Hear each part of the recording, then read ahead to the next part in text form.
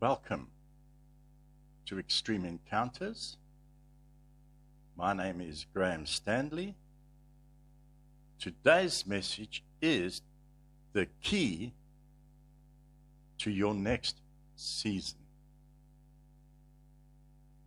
The key to your next season. And the aim of this message is to illustrate that the key to your next season might come in a way that you least expected. I know that a lot of times we have preconceived ideas on how God's going to do things, and we prepare ourselves for that eventuality. And there are many times that God will do things completely opposite to what you think. And I also believe that within that is the key to why we sometimes miss God. I believe that is the one reason, the number one reason why we miss God. Because we have an idea, and it's not wrong. Listen, I'm not saying, well, your thought processes and the way you believe is wrong. No, I'm trying to open up a thought pattern to the possibility of God doing things completely different to what we thought, or what we think, or what we've experienced. There's always that possibility, and I think, and like I said, I believe that's the one reason why people miss God, is because of a preconceived idea, and sometimes God will come in another way, or on another direction, or using different amenities, different things to get a message to you, or to get provision for you. And we will look at that and say, but that can't be God. My past experience, God has never done things that way. So we need to be open to the possibility that God might use something totally unexpected to bring you into favor, into your next season. So, 1 Kings chapter 17, verse 8 and verse 9. Then the word of the Lord came to him, to Elijah, saying, Arise, go to Zarephath, which belongeth to Sidon, and stay there. Behold, I have commanded a widow woman there to provide for you. Notice that phrase just jumped out at me, and stay there.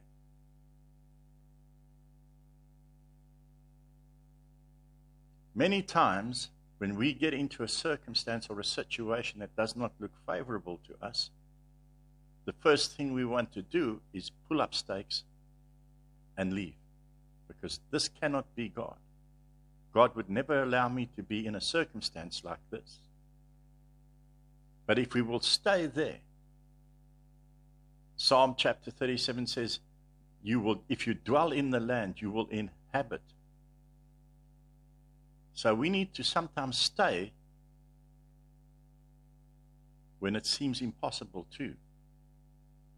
So he told him to stay there, and there would be a widow woman.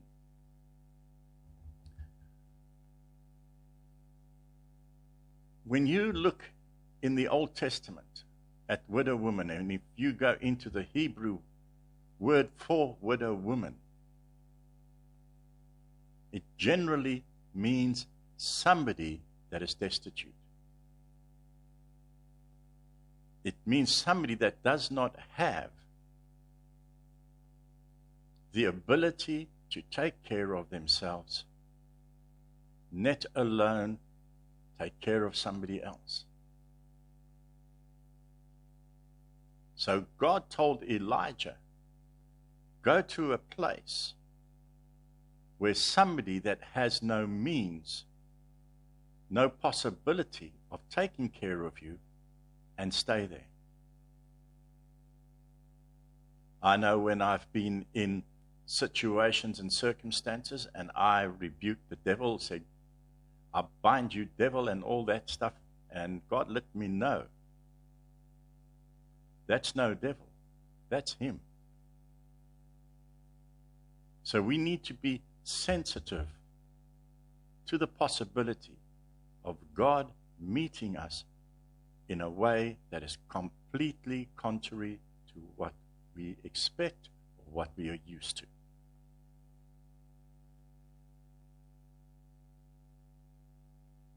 One of the things that God will do is place you in a situation where you have to rely on him. And that is it. Where you have to rely on his ability to get you out. And I'm sure there's a lot of you that have faced circumstances like that. I know I have. My Bible school years, everything was going fine until I got to Bible school. And it seemed like everything that could go wrong went wrong. How God provided me with the means through Bible school is a miracle in itself. And it came through ways, and let me tell you, it came through ways that I least expected it to. Came through ways that I least expected it to. So we have to be open to the possibility of God moving in a way that is contrary to us. And you know why? Because the bottom line is he wants you to know that he's your source. He's taking care of you. He's got this in the bag. It's not anything you have done. It's out of your hands. There's nothing you can say or do. You've done what you can do. You now have to completely rely and trust on him. And that is one of the most difficult things for a lot of people to do, is to give over and allow somebody else to take the reins and take the lead for us. We have been taught to be self-reliant and to provide for ourselves. And when we come to a place where God says, I'm telling you, there's nothing you can do to change your circumstance, to change your situation. The only thing you can do is rely on me.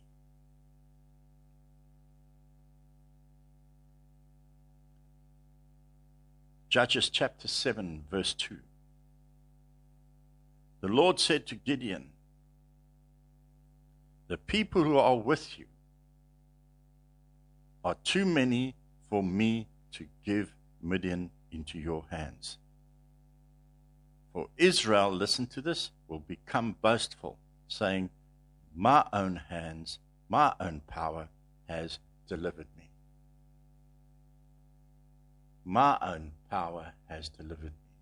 So there are times when God will put you in a situation where you're going to have to know that if he doesn't step in, it's game over. The odds are stacked against you.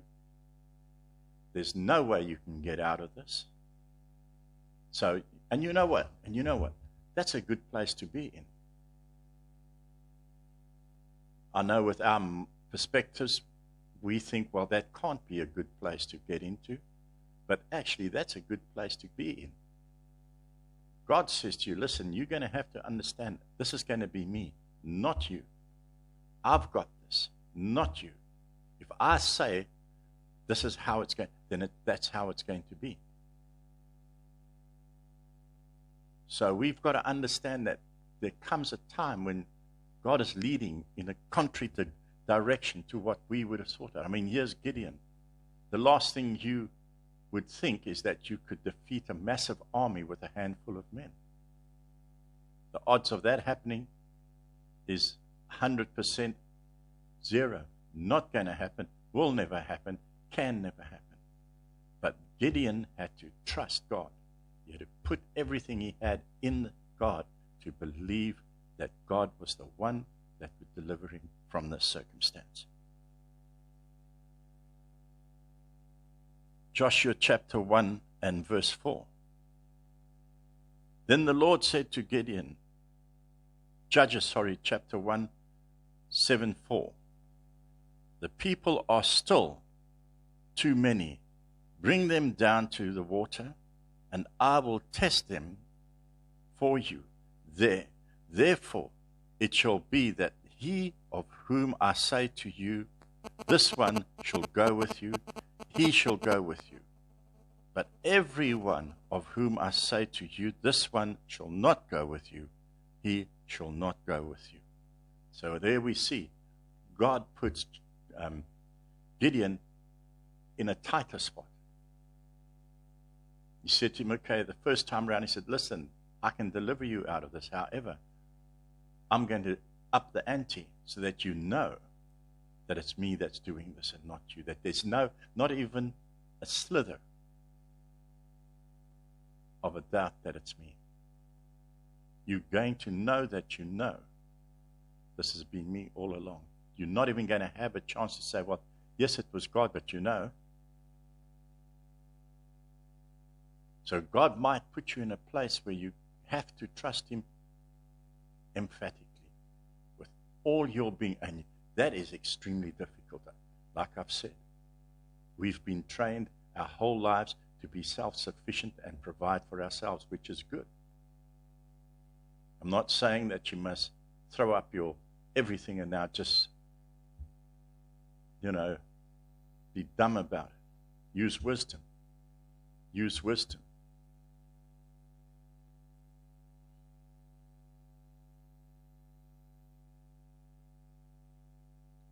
Romans chapter 4 and verse 17.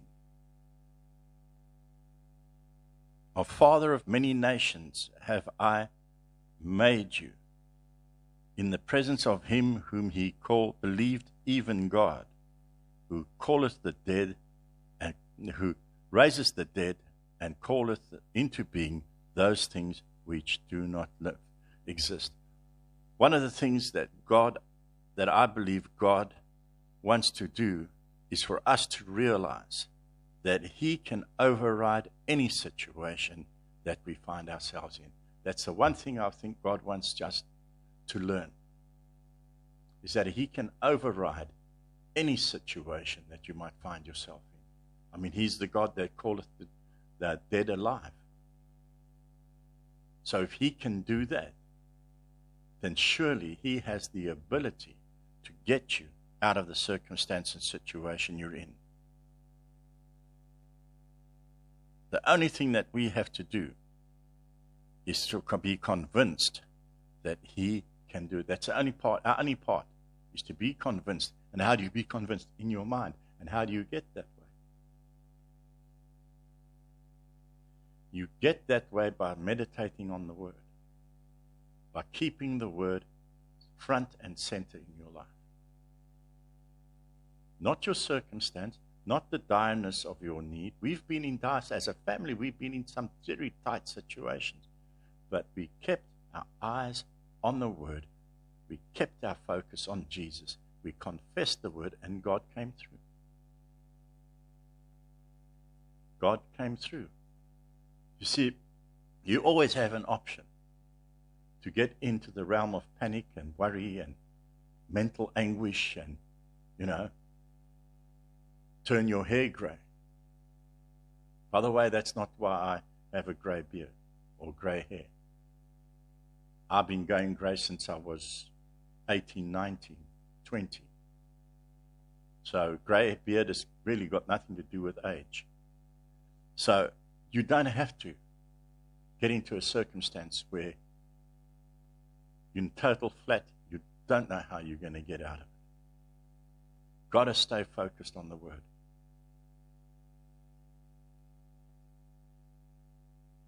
Romans 4:21 says this, and being fully convinced or assured that what God had promised, he was able to perform. What God had promised, he was able to perform. God is able to do more than we can ever hope or think. All he's asking for is for you to trust him to do it. Do you think you can do that? Do you think you can do that? It's all he wants is for you to trust him, no matter how dire your circumstances are. Elijah was in a desperate situation. There was famine in the land, and the only person that could provide for him was somebody that couldn't even provide for themselves. Unusual circumstances calls for unusual measures. Allow God to lead you in your everyday, no matter what your circumstances are. Blessings. Love you lots. See you again.